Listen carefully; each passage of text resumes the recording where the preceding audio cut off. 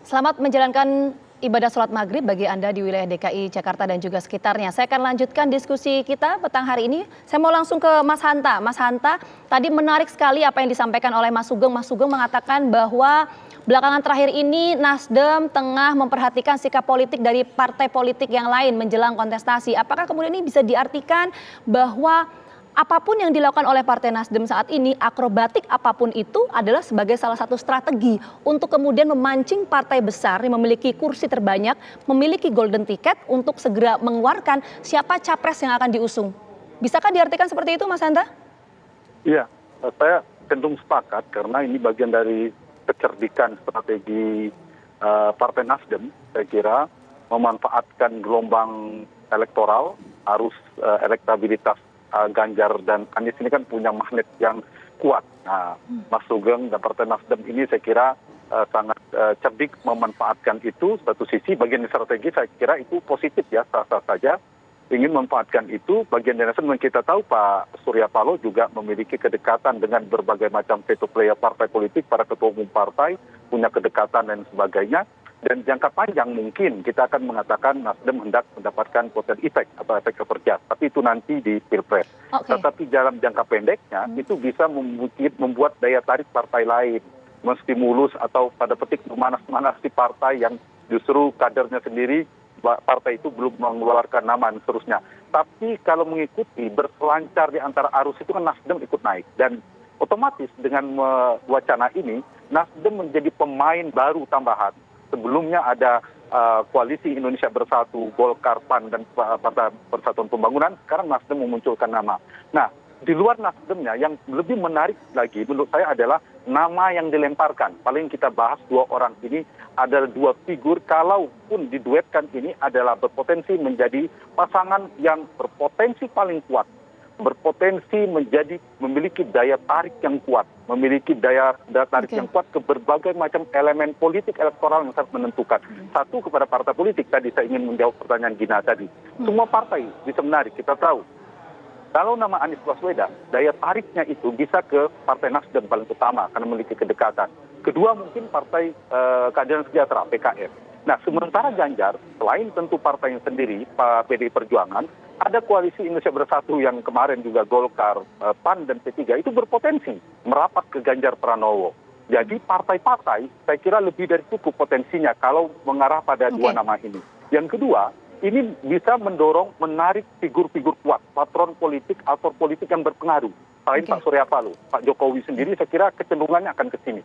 Kedekatan dengan Ganjar dan dengan Anies juga saya kira pernah menjadi pembantu Pak Jokowi sebagai menteri, kemudian juga pernah menjadi tim pemenangan. Dan satu lagi Pak JK juga orang dekat Pak Jokowi, para ketua orang dekatnya Pak Anies dan lain sebagainya. Saya kira aktor atau politik mendekat. Dan satu lagi para pemilik kapital. Kekuatan logistik saya kira juga berpotensi menjadi daya tarik. Kalau kita bicara daya tariknya dulu, tentu punya tantangan apakah bisa terwujud pasangan Ganjar Anies ini. Menarik sekali tadi pernyataan Mas Hanta bahwa ini strategi yang memang digunakan atau bisa digunakan untuk membangun peta jalan politik bagi partai politik khususnya Nasdem ya. Saya akan tanyakan ke Mas Sugeng, betulkah ini merupakan strategi yang digunakan oleh Nasdem untuk melihat bagaimana peta politik jelang kontestasi nanti? Begini, statement Pak Surya itu betul-betul dari mempertimbangkan aspek-aspek strategis dan substan ya. Jadi Pak Surya sering diskusi dengan kami, kenapa muncul wacana ini? Memang ini demi kemaslahatan semuanya gitu loh.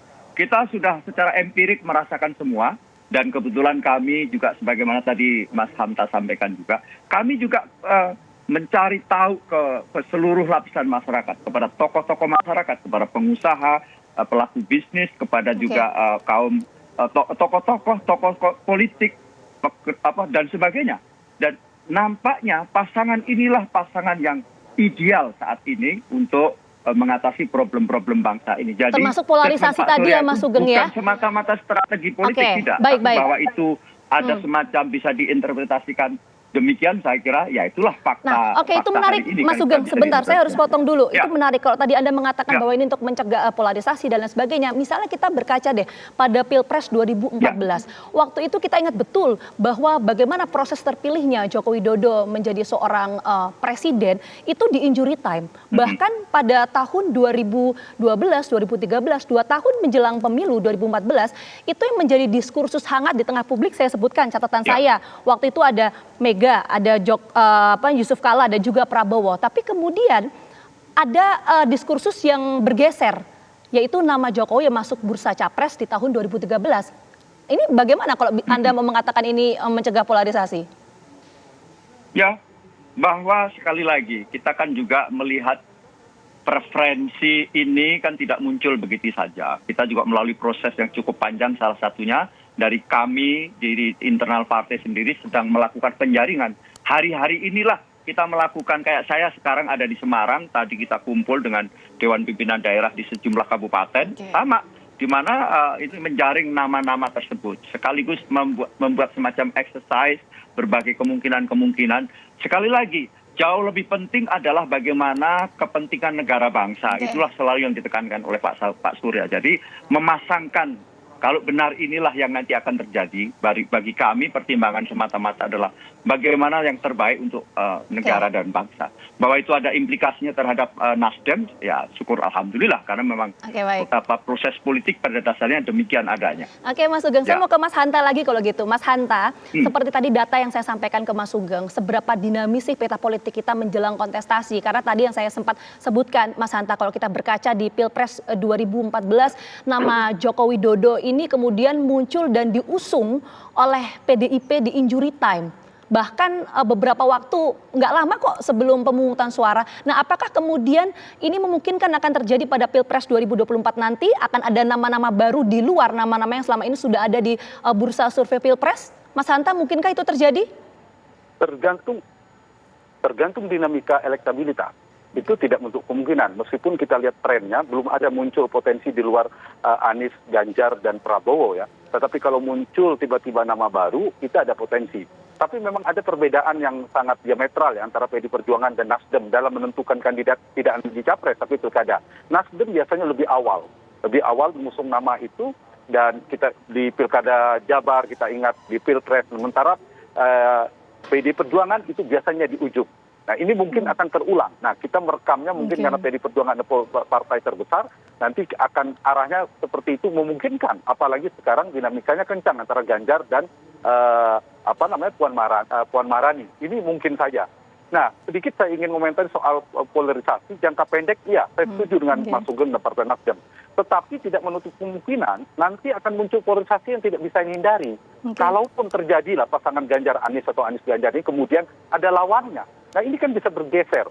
Pendukung-pendukung dulu kita ingat pendukung Prabowo, sekarang bergeser ke Anies. Mereka bisa berdiaspora, mencari idola-idola baru, figur-figur baru, potensi isu-isu yang seperti kita khawatirkan kontraksi politik terjadi. Nah, kalau boleh kita menitipkan Partai Nasdem semua partai untuk menghindari polarisasi yang terlalu kencang, salah satunya buat jangan dua poros, jangan bipolar. Karena dua polar itu potensi kontraksi politiknya lebih besar lagi ketimbang misalnya tiga polar.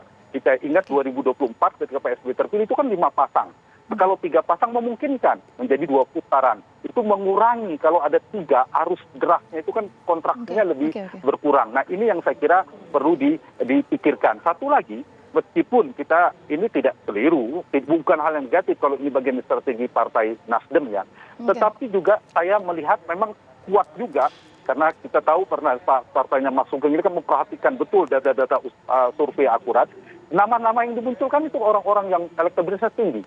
Ganjar, Anies Baswedan, kemudian ada untuk wakil sepertinya ada nama Erick Thohir yang disebut cukup kuat. Kemudian nama Pak Andika juga yang sudah muncul. Nah, tidak menyebutkan nama Prabowo dan Sandiaga Uno, orang lama. Mereka saya kira cerdik betul memanfaatkan itu. Jadi ini bagian dari secara normatif mengantisipasi supaya terjadi polarisasi. Tapi kalau saya dari sisi politiknya, Pak Sugeng, ini kecerdikan Partai Nasdem. Dia memunculkan, menjadikan pemain yang patut diperhitungkan. Bahkan melampaui yang disebutkan oleh Partai Indonesia Bersatu yang kemarin dimainkan oleh Golkar PAN dan P3. Oke, Mereka belum punya Mas Hanta, nama. Mas Hanta, Jadi, daya singkat tarik saja Mas publiknya Hanta. kurang Jadi ketimbang posisi sekarang Partai menyebut Nasdem nama nanti Ganjar menjelang dan Anies. kontestasi Semua seperti apa? melihat. Apakah ada kemungkinan bahwa Partai Nasdem ini akan menjadi kingmaker dalam kontestasi nanti? Atau seperti apa? Singkat saja Mas Hanta. Sangat mungkin. Ya, sangat mungkin. Dan kita belajar dari 2014 2019, Pak Surya Paloh itu memang spesialisnya kingmaker yang selalu berhasil. Saya harus mengatakan itu dan kita lihat datanya. Dan mereka tidak punya capres dan potensi itu bisa terjadi. Nah, ini yang menarik, apakah nanti Nasdem bersama dengan PD Perjuangan atau tidak.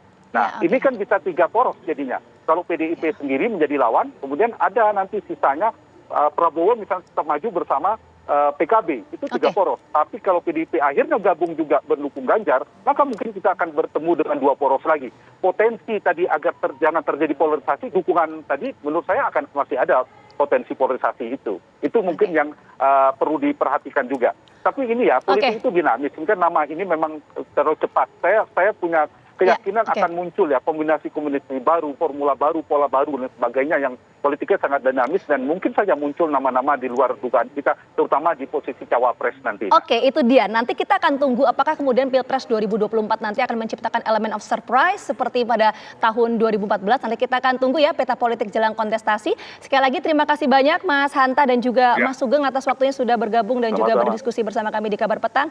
Sehat selalu.